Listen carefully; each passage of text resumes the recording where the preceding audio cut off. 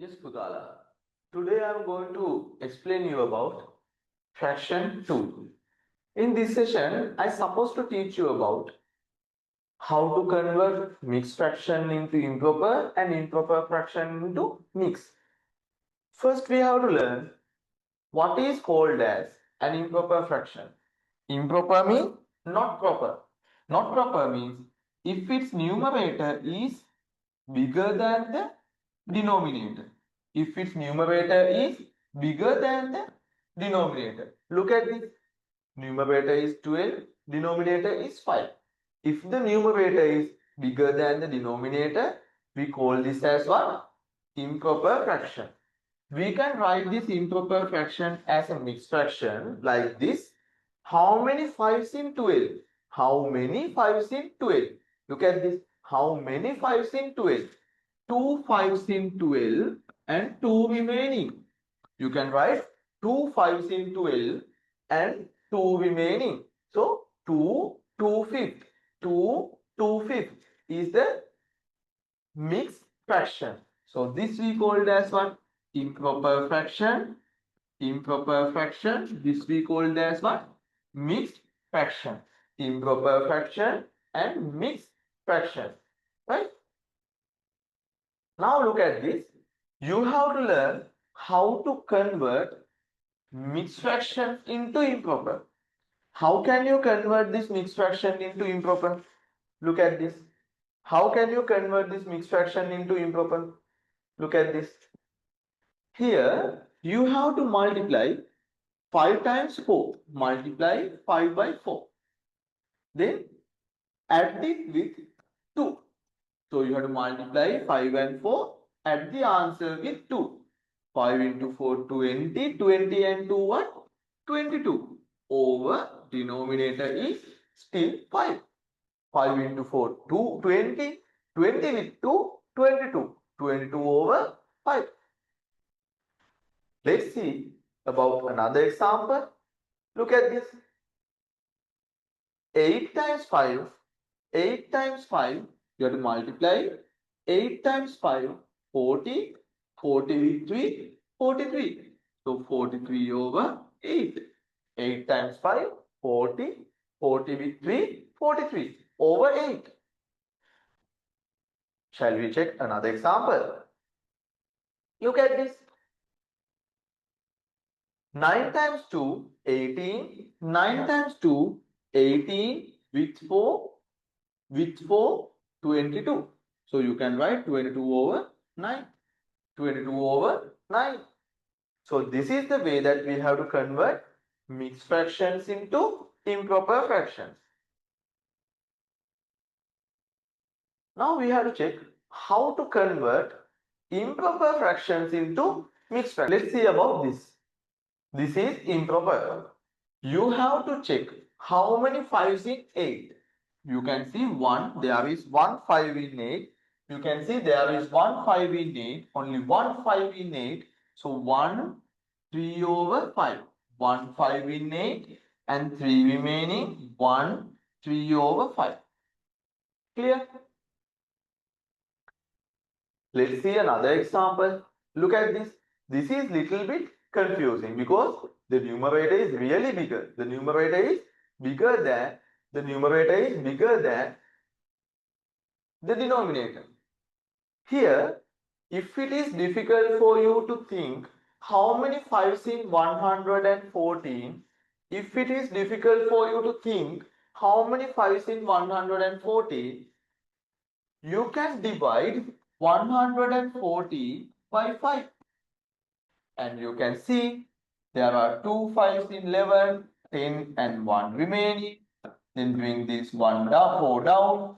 There are 2 5s in 14 and 10 remaining and 10 remaining. You can write this quotient as the whole number 22, the remainder 4, as the numerator over 5. Look at this quotient as the whole number, the remainder as the new numerator. The remainder is the numerator. So 22 4 over 5. 22 4 over 5. Clear? Let's see another example. Look at this. 128 over 3. This one also you have to divide 128 by 3. How many 3's in 12? 4. 12 and no remainings. Then bring 8 down. How many 3's in 8? 2, 6 and 2 remaining. Then you can write quotient is 42. The remainder is 2 over 3. So 42, 2 over 3 is the answer. I think this is clear for you now.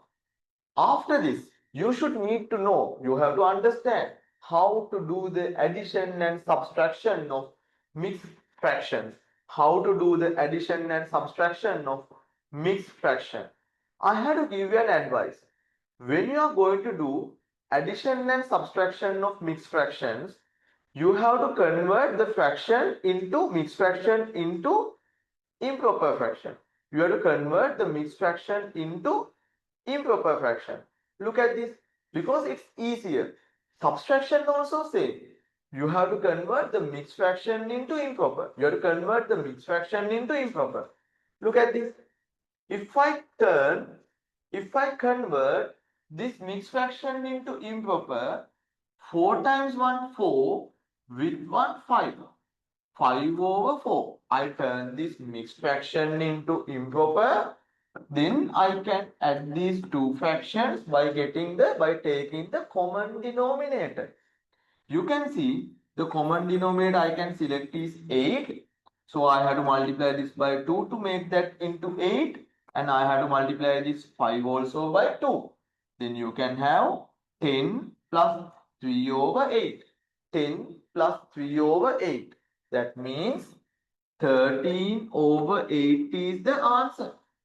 Is this the final answer? No, this is not the final answer.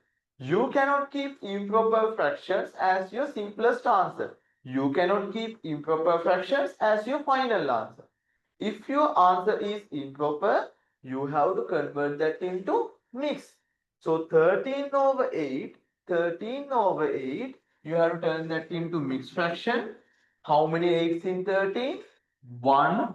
How many 8's in 13? 1. 5 remaining out of 8. This is the final answer. Clear? Let's see another example. Look at this. Try to do this. I think this is easy for you. Here also, you have to convert these two mixed fractions into improper. So multiply and add. 35 into 2 is 70. 70 plus 13 is 83 over 35. Then minus 14 into 1 is 14 times 5 is how much? 14 into 1 is 14 plus 5 is how much?